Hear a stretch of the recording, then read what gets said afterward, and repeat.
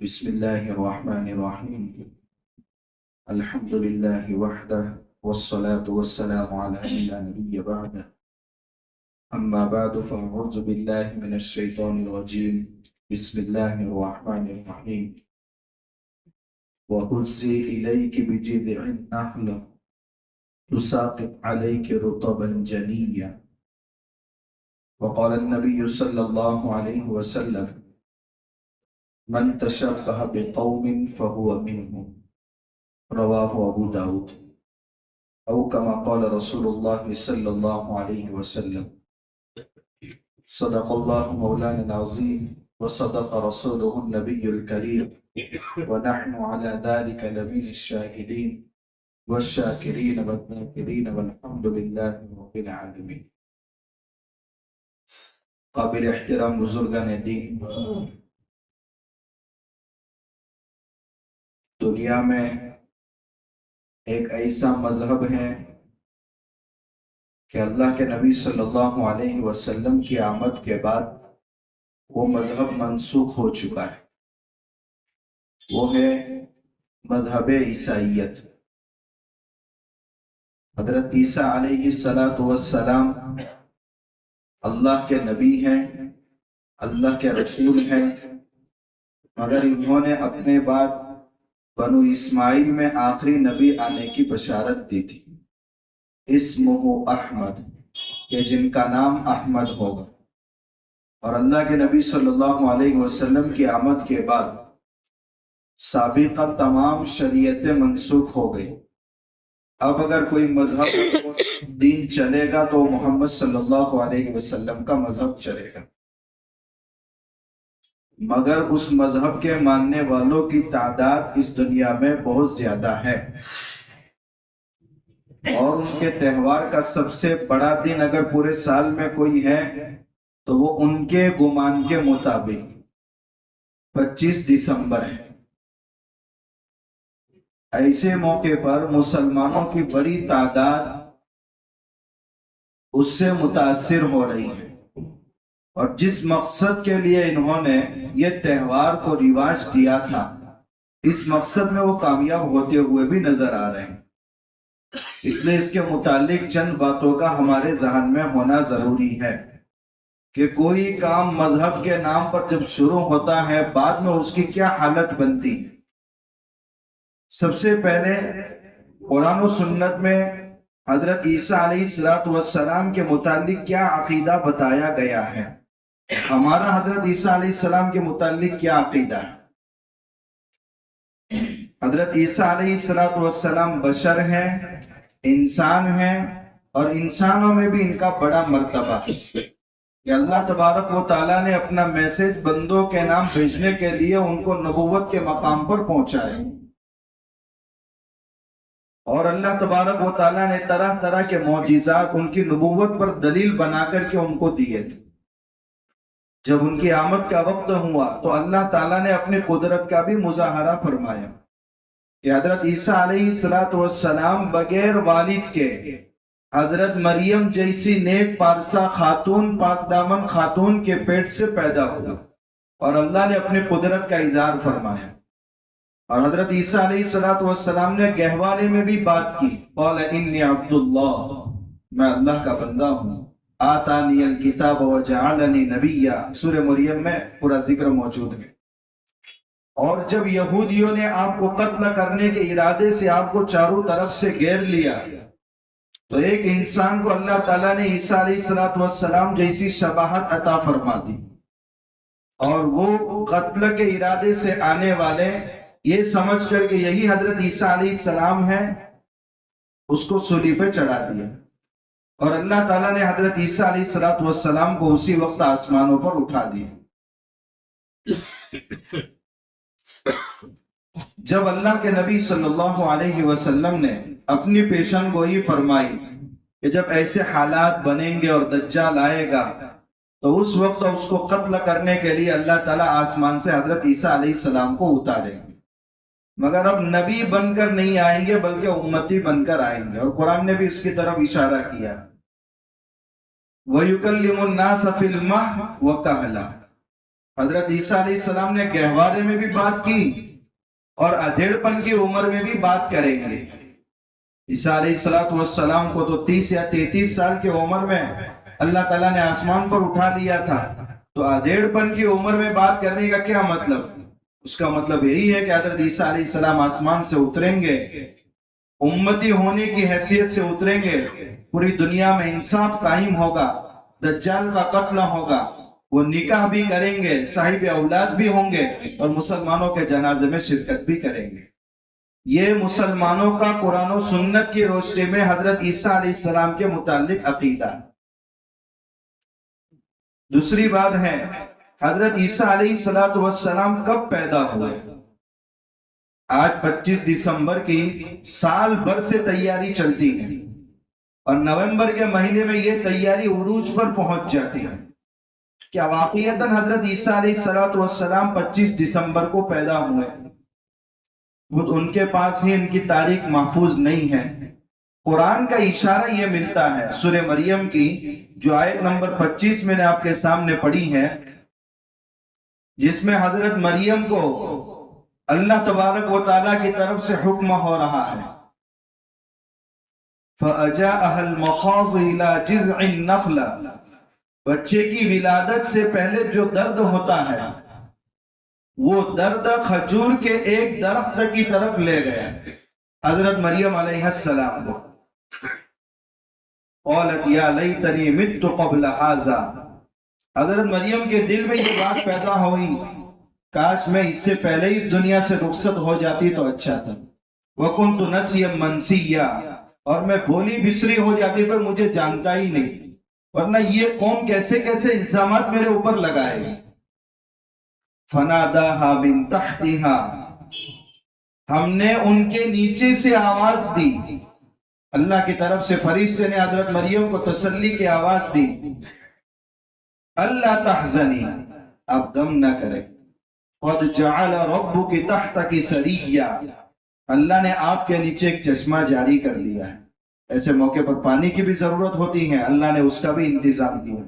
وَهُزِّ إِلَيْكِ بِجِذْعِ النَّخْلَةِ، اور کھجور کے درخت کے پاس آپ بیٹھے ہیں تو اس کی ٹہنی کو اپنی طرف جھکا دیجئے، تُسَاقِطْ عَلَيْكِ رُطَبًا جَنِيًّا، کہ آپ کا رب تر و تازہ کھجوریں آپ کے اوپر ڈال دے گا۔ معلوم ہوا کہ یہ طاقتور غذا ہے، ایسی موقع پر عورت کو طاقتور غذا کی بھی ضرورت ہوتی ہے، اللہ نے اس کا بھی انتظام کیا۔ اب اس سے اشارہ مل رہا ہے کہ حضرت عیسیٰ علیہ السلام کی پیدائش کے وقت حضرت مریم علیہ السلام کھجور کے درخت کے پاس تھی اور تر و تازہ کھجوریں اس پر آئی ہوئی تھی، اور کھجوروں کے تر و تازہ آنے کا درخت پر وقت کون سا ہے؟ گرمی کا موسم ہے، سردی کا موسم نہیں ہے۔ اور دسمبر کا مہینہ اور جنوری کا مہینہ سردی کے مہینے میں آتے ہیں، تو اب کیسے ثابت ہو سکتا ہے کہ حضرت عیسیٰ علیہ السلام کی پیدائش دسمبر کے مہینے میں ہوئی یا جنوری کے مہینے میں ہوئی؟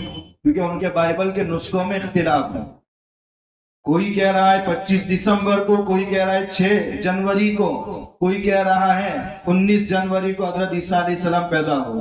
تو یہ 2 مہینوں تو سردی کے ایام میں آتے ہیں، اور یہاں تو تر و تازہ کھجوریں ہیں، قرآن اشارہ کر رہا ہے۔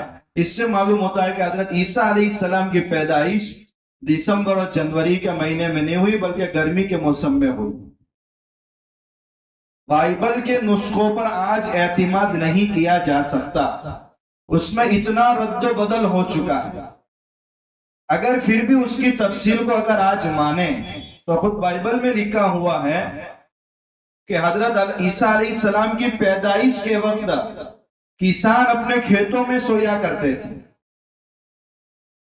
اب کھلے آسمان تلے کھیتوں میں سونا سردی کے موسم میں نہیں ہوتا، بلکہ گرمی کے موسم میں آکسیجن کے لیے یا اچھی ہوا کے لیے، چونکہ گرمی سے بچنے کے لیے لوگ کھیتوں میں درختوں کے نیچے سوتے ہیں۔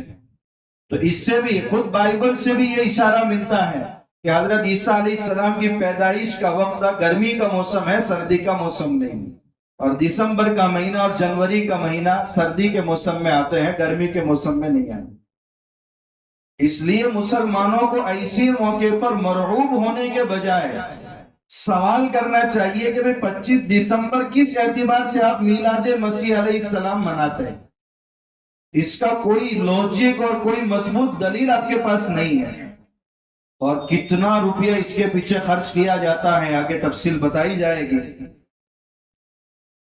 حضرت عیسیٰ علیہ السلام کو مسیح علیہ السلام بھی کہا جاتا ہے۔ مسیح کے دو معنی ہیں، ایک معنی ہے مسح کرنا، سر پر ہاتھ تر کر کے ہم مسح کرتے پھیرتے ہیں۔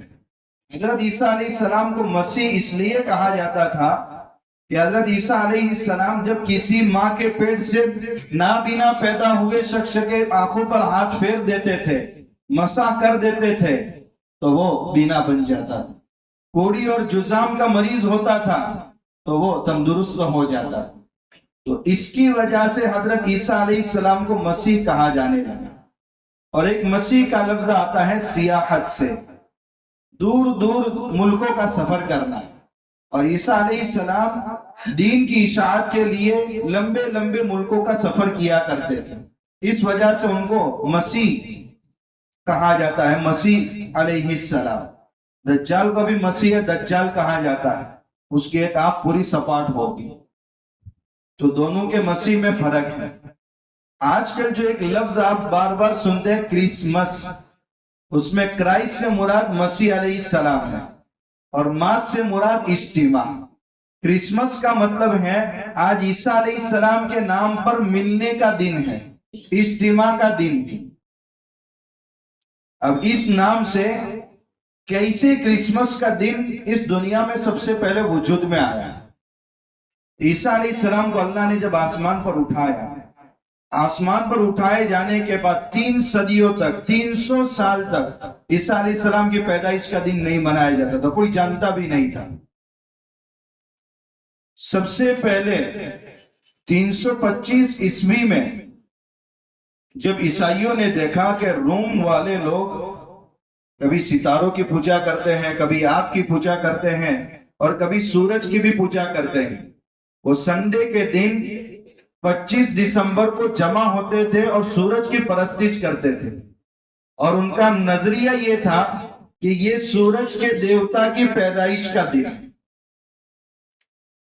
عیسائی لوگ تبلیغ میں بہت زیادہ آگے ہیں اس دنیا میں، ان کے پاس پروڈکٹس منسوخ ہیں، یعنی وہ کتاب تو منسوخ ہو گئی مگر مارکیٹنگ اتنی اچھی ہے کہ وہ سب سے آگے ہیں۔ ہمارے پاس آسمانی پروڈکٹس اوریجنل قرآن موجود ہیں مگر مارکیٹنگ نہ ہونے کی وجہ سے ہم اس میدان میں پیچھے۔ یہ کوئی موقع اپنے ہاتھ سے جانے نہیں دے۔ انہوں نے جب اہل روم کے اندر یہ بات دیکھی تو انہوں نے سوچا کہ 25 دسمبر کو یہ سورج کی دیوتا کی پیدائش کا دن مناتے ہیں، ہم کیوں نہ عیسیٰ علیہ السلام کی پیدائش کا دن منائیں۔ انہوں نے بھی ان کے ساتھ 25 دسمبر کو عیسیٰ علیہ السلام کی پیدائش کا دن منانا شروع کیا۔ 336 عیسوی میں سب سے پہلے اس دنیا میں کرسمس ڈے منایا گیا تاکہ ان لوگوں کو عیسائی مذہب سے قریب کیا جائے اور عیسیٰ علیہ السلام کی تعلیمات سے بھی قریب کیا جائے۔ اب آپ دیکھیے، اس کی بنیاد پڑ رہی ہے مذہب کے نام پر، اس کی بنیاد پڑ رہی عیسیٰ علیہ السلام کی تعلیم کو عام کرنے کے نام پر، تاکہ ان کا دین زیادہ سے زیادہ پھیلے۔ اس کا اثر یہ ہوا کہ اہل روم کا جو بادشاہ تھا وہ عیسائی بن گئے۔ اب اس دن کو جب سرکاری سرپرستی حاصل ہو جائے تو کتنے بڑے پیمانے پر اس کے انتظامات ہو سکتے ہیں۔ چنانچہ اب اس کو سرکاری سرپرستی 3 سال کے اندر میں حاصل ہو گئی اور بڑے پیمانے پر اب یہ جوش و خروش کے ساتھ منایا جانے لگا۔ اس وقت روم کے ایک نوجوان نے پہلے دیے جلانے کے لیے تیل کا استعمال ہوتا تھا، لوگوں کو نہیں معلوم تھا کہ بغیر تیل کے بھی دیا جل سکتا ہے، اس لیے یہ دیے بہت مہنگے رہتے تھے اور شاہی خاندان کے گھروں میں ہی رہتے تھے، باقی کسی گھر میں اس کا استعمال نہیں ہوتا تھا۔ ایک مرتبہ ایک نوجوان نے کینڈل اور موم بتی بنائی کہ اس میں تیل کی ضرورت نہیں ہے، اوپر کا جو دھاگے کا فیتا ہوتا ہے اس پر آگ لگا دو، 1-2 گھنٹے تک آسانی سے موم بتی جل سکتی۔ اس نے یہ کینڈل بنانے کے بعد یہ سوچا کہ میرا کاروبار کیسے چمکے، اس کے لیے کیا کرنا چاہیے۔ تو اس کے دوستوں میں ایک عیسائی پادری تھا، اس سے اس نے کہا بھئی میرے کاروبار کو رونق ملے اور کئی ملکوں کے اندر میرا کاروبار عام ہو جائے، اس کی کچھ تدبیر آپ کے پاس؟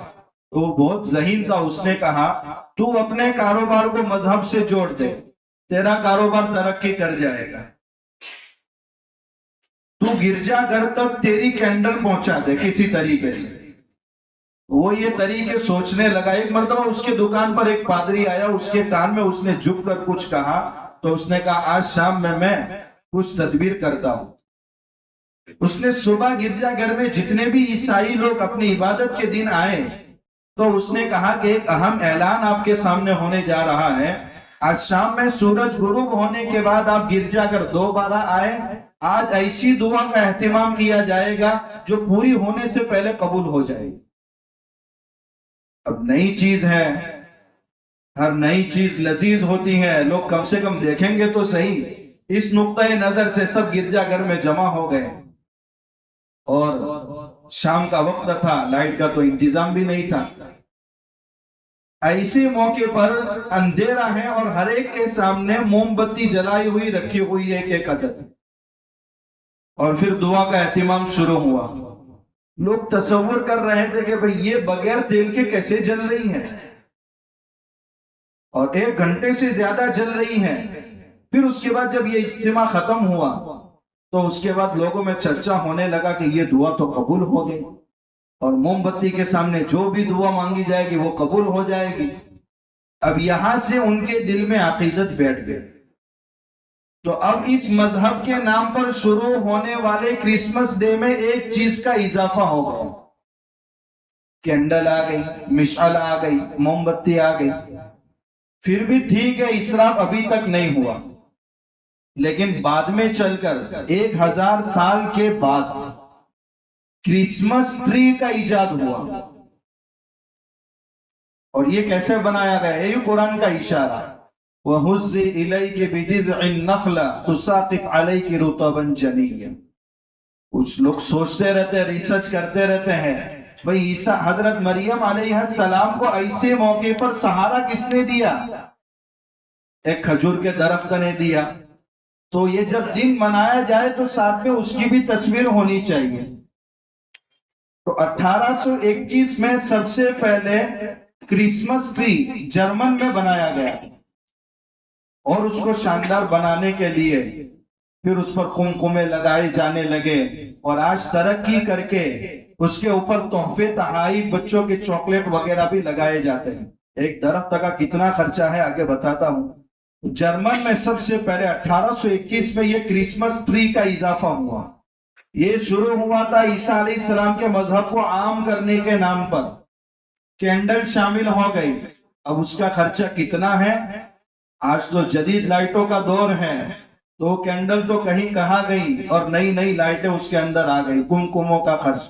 پھر اس کے بعد 1821 میں کرسمس ٹری کا ایجاد ہوا۔ برطانیہ کی ملکہ وکٹوریہ جب جرمن کے اندر گئی تھی 1847 میں، تو اس نے پہلی مرتبہ دیکھا کہ 25 دسمبر کو اتنا بڑا درخت بنایا جاتا ہے اس کے ساتھ۔ چونکہ شاہی خاندان سے اس کا تعلق تھا، اس نے وہ بڑا درخت خرید لیا اور وہ لندن لے گئی۔ اب بہت بڑا دیو ہائیکل درخت تھا۔ جب 1848 میں 1 سال کے بعد 25 دسمبر آیا تو شاہی محل کے سامنے اس کو رکھا گیا، تو پورے لندن کے لوگ اس کو دیکھنے کے لیے آئے کرسمس ٹری کو، اور لوگ تالیاں بجانے لگے اور خوشیاں منانے لگے۔ اور اس کے بعد سے لے کر آج تک جب 25 دسمبر آتا ہے تو صرف لندن کے اندر 70 لاکھ کرسمس ٹری بنائے جاتے ہیں، اور ان میں ایک کرسمس ٹری کا خرچہ 1,70,000 روپے ہے۔ صرف وہاں کی بات ہے، ایک درخت کا خرچہ 1,70,000 ہے، اور صرف برطانیہ میں 70 لاکھ 25 دسمبر کو درخت بنائے جاتے ہیں۔ قاعدہ امریکہ میں تو ایک جنگل میں سنوبر کے درخت اگائے جا رہے ہیں، اور بڑے بڑے ریچ مین اس میں سرمایہ کاری کرتے ہیں، عام لوگوں کا کام نہیں ہے۔ باقاعدہ اس کا ایک جنگل ہے، سپرے مار کر کے اس کو کیڑوں سے محفوظ رکھا جاتا ہے، اور 25 دسمبر کے لیے وہ تیار کیا جاتا ہے، اس کو لا کر کے دکانوں میں سجایا جاتا ہے اور لوگ وہاں سے اس کی خریداری کرتے ہیں۔ اب ایک اور چیز کا اضافہ ہو گیا، پھر بھی مجلس میں رونق نہیں آ رہی تھی، تو اب موسیقی کا ایجاد ہوا کہ بھئی گانے بجانے تو اس میں ہونے چاہیے تاکہ دل کو سرور اور فرحت ملے، اس کا اضافہ ہوا۔ اختلاط بھی ہونا چاہیے مردوں اور عورتوں کا، تب جا کے محفل میں مزہ آئے، اس کا بھی اضافہ ہوا۔ اور ایک آخری چیز باقی رہ گئی تھی، شراب، اس نے آ کر کے پوری محفل کو تباہ و برباد کر دیا۔ اس دن میں جتنی شراب پی جاتی ہے شاید پوری دنیا میں پورے سال میں اتنی شراب نہ پی جاتی۔ 7 ارب 30 کروڑ پاؤنڈ شراب اس دن اتنی پی جاتی ہے۔ اب جب ان کو احساس ہوا کہ ہماری نوجوان نسل کہاں جا رہی ہے، ان کو روکنا مشکل ہے، تو اب خود پابندی کرا رہے ہیں کہ شراب پی کر کے مردوں اور عورتوں کا اختلاط نہیں ہونا چاہیے۔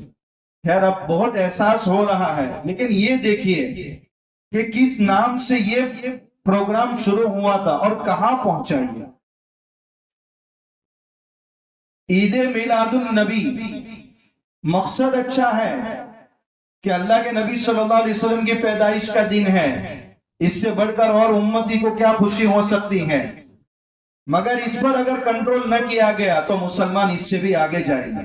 اب آپ دیکھیے، یہ عیسیٰ علیہ السلام کی پیدائش کے نام پر منایا جانے والا دن، کیا کینڈل کو عیسیٰ علیہ السلام کی تعلیمات سے جوڑ سکتے ہیں؟ کیا کرسمس ٹری کو عیسیٰ علیہ السلام کی تعلیمات کے ساتھ جوڑ سکتے ہیں؟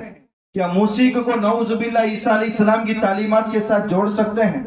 نعوذ باللہ شراب کو عیسیٰ علیہ السلام کی تعلیمات کے ساتھ جوڑ سکتے ہیں؟ آج میلاد کے نام پر جو کام ہو رہے ہیں، میرے اور آپ کے آقا محمد رسول اللہ صلی اللہ علیہ وسلم کا دامن ان سے پاک نہیں ہے۔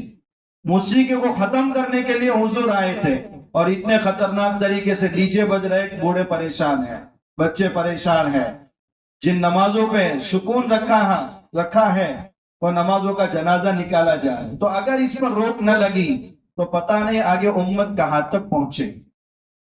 نکاح میں جو ولیمہ سنت کے نام پر شروع ہوا تھا، آج جب اس پر کنٹرول نہیں ہو رہا ہے تو کیا حشر اس کا کیا ہے؟ کیا مسلمانوں کی شادیوں میں اور غیروں کی شادیوں میں رتی برابر فرق باقی ہے؟ اب بڑے شہروں میں جہاں شادی ہال سے آپ گزریں گے، پتہ ہی نہیں چلتا کہ کس کی شادی ہو رہی، مسلمان کی ہے کہ غیر مسلم کی۔ کیا اس کا تعلق حضور کے سنت ولیمے کے ساتھ ہے؟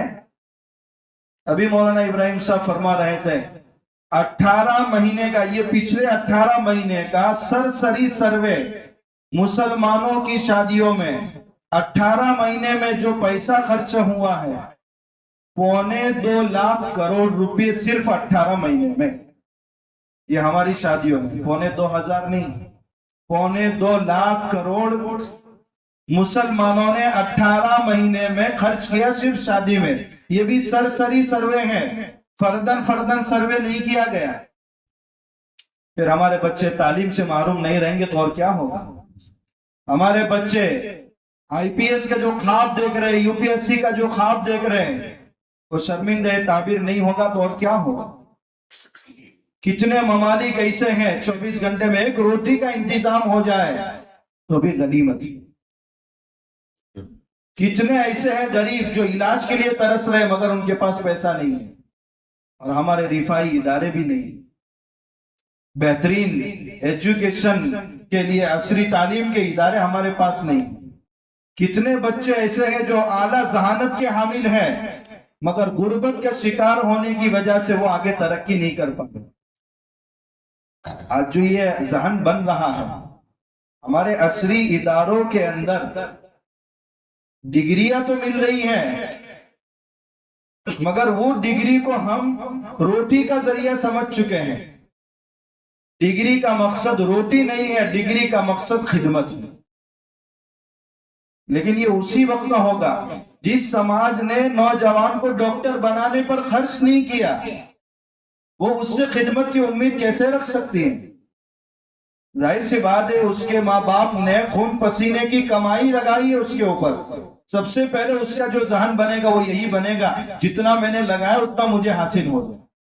اگر قوم اس کو آگے بڑھاتی تھی تو سب سے پہلے قوم کی فکر کرتا تھا کہ جس قوم نے مجھے یہاں تک پہنچایا اس قوم کے اوپر میرے اوپر بڑے احسانات ہیں، تو قوم کی خدمت کا جذبہ ہی ایسے پیدا ہوگا جب قوم تعلیمی اداروں پر خرچ کرنا شروع کرے۔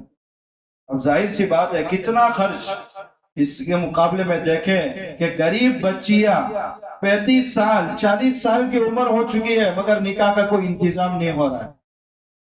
ان کی بددعائی ہماری بربادی کے لیے کافی ہے، یہ تو اللہ کی رحمت ہے جو ہم کو زندہ رکھے ہوئے ہیں، ورنہ جو تماشے آج نکاحوں میں ہو رہے ہیں یہ اللہ کی ذات برداشت کر سکتی ہیں۔ اس لیے ہمیں اپنے تہواروں پر بھی غور کرنے کی ضرورت ہے، اپنے خوشی کے مواقع پر غور کرنے کی ضرورت ہے۔ آج ایک سلسلہ اور آگے بڑھ چکا ہے کہ کرسمس کارڈ چھپایا جا رہا ہے۔ خیر ان کے مذہب میں اس کی گنجائش ہو تو چھاپ سکتے ہیں، مگر مسلمان بھی عید کے دن کارڈ چھپا رہے ہیں، مبارکبادی کے کارڈ چھپا رہے ہیں۔ میسج کا دن ہے، آپ میسج کر لو، آپ کے لیے سہولت ہے، مبارکبادی دے دو، عید کے دن گلے مل لو، مبارکبادی دے دو۔ مستقل کارڈ چھپانا، اگر پوری دنیا میں 2 ارب مسلمان ہو، 10 لاکھ مسلمان کارڈ چھپائے اور ایک کارڈ کا خرچ 10 روپے ہو تو 10 لاکھ مسلمانوں کا خرچ کتنا ہوگا؟ کیا غریب کے لیے روٹی کا انتظام نہیں ہو سکتا؟ کیا ہمارے نوجوان نسل کے لیے بہترین تعلیم کا انتظام نہیں ہو سکتا؟ اس کے لیے تو ہمارے پاس خرچ کرنے کا کوئی نظام نہیں ہے۔ اور جن چیزوں میں حضور نے سادگی کا حکم دیا تھا، آخرت کا استحضار بار بار کروایا تھا، ایسے موقع پر ہم پانی کی طرح پیسہ بہائیں، القیامت کے دن ایک ایک چیز کا حساب دینا ہوگا۔ خیر تو یہ کرسمس کے بارے میں بتا کر کے ہم بھی کہاں جا رہے اور کہاں تک پہنچ چکے ہیں یہ سبق حاصل کرنا مقصود۔ ایک اہم بات کہ ایسے موقع پر آپریشن کرسمس چائلڈ کے نام پر بچوں کو وافر مقدار میں تحفے بھی دیے جاتے ہیں تاکہ بچوں کے دل میں عیسائیت کی محبت بٹھائی جائے۔ ظاہر سی بات ہے ہمارا بچہ بچہ ہے، اس کے لیے ایک چاکلیٹ پوری کائنات ہے، اس کو وہی تحفہ مل گیا وہی اس کا دل متاثر ہو جاتا ہے، وہ سب سے بڑا محسن اسی کو مانتا ہے۔ تو جو ہمارے بچے ایسی اسکولوں میں پڑھتے ہیں ان بچوں کے بارے میں بھی ماں باپ بہت چوکنا رہے۔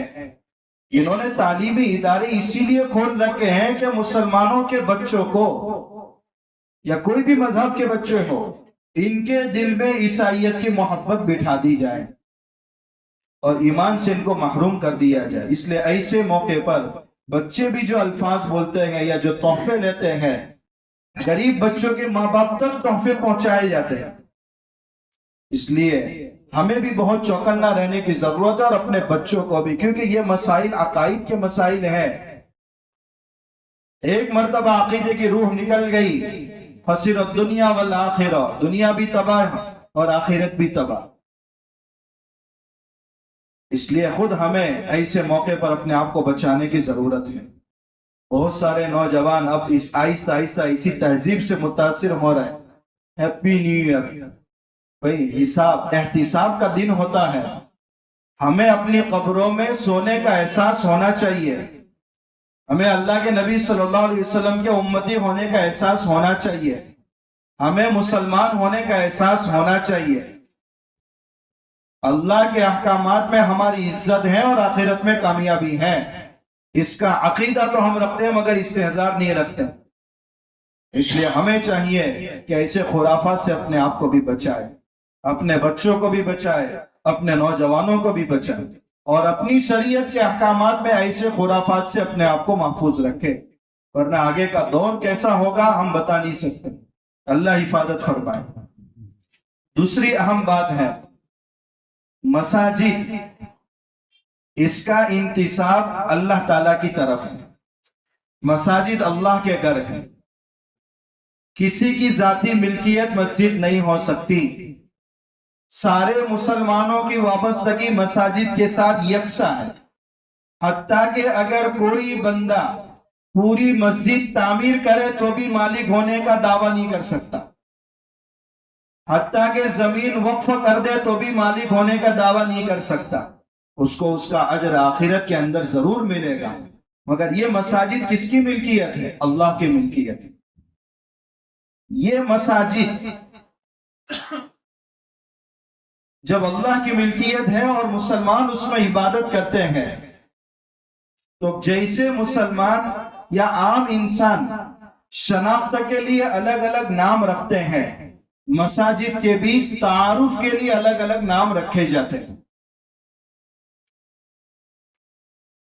مکہ مکرمہ میں جو سب سے پہلی مسجد ہے، قرآن نے اس کا نام مسجد حرام رکھا، اس کی عظمت کے نام پر اس کا نام مسجد حرام رکھا۔ کبھی مقام کے نام پر بھی مسجد کا نام رکھا جاتا ہے، مسجد بیت المقدس۔ بیت المقدس مقام کا نام ہے، اسی مناسبت سے پوری مسجد کا نام رکھ دیا۔ کبھی عظیم شخصیت کے نام پر بھی مسجد کا نام رکھا جاتا ہے۔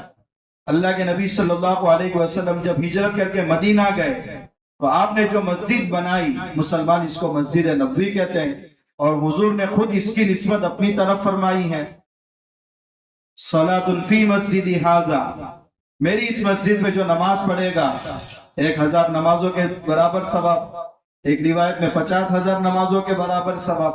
تو اس کی نسبت اللہ کے نبی صلی اللہ علیہ وسلم نے اپنی طرف فرمائی۔ پھر آہستہ آہستہ جب دور آگے بڑھتا رہا، سب سے پہلے صحابیہ کے نام پر جو مسجد کا نام رکھا گیا وہ مسجد عائشہ، تنعیم کے مقام پر جہاں سے حضرت عائشہ رضی اللہ تعالیٰ عنہ نے عمرہ کیا تھا، اس جگہ مسجد کا نام مسجد عائشہ رکھا گیا۔ قباء میں سب سے پہلے مسجد تعمیر ہوئی ہے، مگر اس کا نام قرآن نے ذکر نہیں کیا، تعمیر کرنے والوں کے تقوی والے کے جذبے کو بیان کیا، لمسجد اسس علی التقوی من اول یوم، ایسی مسجد جس کی پہلے دن سے بنیاد تقوی پر رکھی گئی۔ پھر آہستہ آہستہ دور شروع ہوتا رہا تو لوگ خلفائے راشدین کے نام پر مسجد ابو بکر، مسجد عمر، مسجد عثمان، مسجد علی، یہ خلفائے راشدین اور اہل بیت کے نام پر مسجدوں کے نام رکھنے لگے تاکہ مسجدوں کا تعارف ہوتا رہے۔ لیکن اس سے مراد مسجدوں کی ملکیت نہیں ہے کہ یہ مسجد کے مالک وہ ہیں۔ مسلمانوں میں اکثر یہ بات شامل رہی ہے کہ کبھی بادشاہوں کے نام پر انہوں نے زیادہ مسجد منسوب نہیں کی، کیونکہ بادشاہ عام طور پر دینداری سے دور ہوتے ہیں، لیکن ہر دور میں بادشاہوں کو خوش کرنے والے، خوشامد کرنے والے ہوتے ہیں، تو یا تو وہ بادشاہ مسجد بنائے تو تاکید کرتے کہ آپ کے نام سے اس کو منسوب کیا جائے، یا وہ بنا کر بادشاہ کو خوش کرنے کے لیے بادشاہ کے نام پر وہ مسجد بناتے ہیں۔ بہت ساری ایسی مسجدیں ہیں، مسجد عالمگیر ہے، ایودھیا میں ایک مسجد بنی مسجد بابری کے نام سے۔ آپ دیکھیں گے تو مسلکن بابر شیعہ تھا اور اس کا جو وزیر تھا میر باقی وہ بھی شیعہ تھا، مگر دور بدلتے رہتے ہیں، لوگ لقمے مکانی کرتے رہتے ہیں۔ وہاں جب اہل سنت والجماعت کا تسلط ہوا اور وہ مسجد وہ قبضے میں آئی، اس کے بعد ایک قضیہ نامرضیہ کھڑا کیا گیا جس کو آج ہم دیکھ رہے ہیں۔ بعد میں چل کر کے پھر اس میں مورتیاں رکھ دی گئی اور یہ مسلمانوں کو باور کرایا جا رہا ہے کہ اب مسجد مندر میں تبدیل ہو گئی، لیکن مسلمانوں کا یہ عقیدہ ہے کہ جس جگہ ایک مرتبہ اللہ کا گھر بن گیا اب وہ کسی کی ملکیت میں جا ہی نہیں سکتا۔ اللہ تعالیٰ آزمائش کا دور کبھی 10 سال، کبھی 50 سال، کبھی 100 سال، جب حالات بہتر ہو جاتے ہیں تو مسلمان اسی جگہ اسی اللہ کے گھر کو تعمیر کرتے ہیں۔ اللہ کے نبی صلی اللہ علیہ وسلم نے مکہ چھوڑا، مسجد نبوی بنائی، مسجد قباء بنائی، مگر آپ نے بیت اللہ مدینہ میں نہیں بنایا۔ کہ اللہ کے نبی صلی اللہ علیہ وسلم کو تکلیف نہیں ہوتی ہوگی کہ کعبۃ اللہ میں بت رکھے ہوئے ہیں اور میں وقت کا نبی ہوں، کیا تکلیف ہوتی ہوگی آپ کو؟ مگر آپ نے بیت اللہ کو مدینہ میں منتقل نہیں کیا، نیا تعمیر نہیں کروایا۔ جب اللہ غلبہ دے گا سارے بت صاف کیے جائیں گے۔ اللہ نے 8 سال میں غلبہ دیا اور بیت اللہ کے سارے بت گرائے گئے اور توحید کا علم بلند کیا گیا۔ یہ اللہ کے نبی صلی اللہ علیہ وسلم نے بتایا اپنے عمل کے ذریعے کہ جب ایک بار اللہ کا گھر تعمیر ہو گیا وہ اللہ ہی کا گھر ہے، چاہے اس میں بت رکھ دیے گئے ہوں۔ آج جو ایک مسجد اسی نام سے تعمیر کی جا رہی ہے، ہمارا موقف اور کمزور کیا جا رہا ہے، گویا ہم اس مسجد سے دستبردار ہو چکے ہیں، وہ مسجد ہماری ملکیت سے نکل چکی ہے، اس لیے ہم اسی نام پر دوسری مسجد بنا رہے ہیں۔ خیر، ہر ایک جانتے ہیں کہ یہ کیسا سیاسی پرفریب نعرہ ہے، سانپ کی طرح چمکدار ہے مگر اندر زہر کی تھیلی چھپی ہوئی ہے۔ اللہ امت کی اس سے حفاظت فرمائے۔ مگر یہ موقف ہمارا یہ عقیدہ رہنا چاہیے کہ جو اگر ایک بار اللہ کے لیے تعمیر ہو گیا وہ قیامت تک اللہ ہی کا گھر رہتا ہے۔ ایک بہت بڑے فتنے کے آثار مسلمانوں میں افتراق اور انتشار کے نظر آ رہے ہیں، اللہ اس فتنے سے امت کی حفاظت فرمائے۔ تو اپنے آپ کو شریعت کے احکامات میں خرافات سے، رسومات سے، عقائد کے بگاڑ سے اپنے آپ کو بچائے، اور مسجد کے متعلق ہمارا کیا عقیدہ ہے وہ عقیدہ بھی ہمیں مستحضر رکھنے کی ضرورت ہے۔ اللہ تعالیٰ ان باتوں پر عمل کرنے کی توفیق عطا فرمائے۔ وآخر دعوانا الحمدللہ رب العالمین۔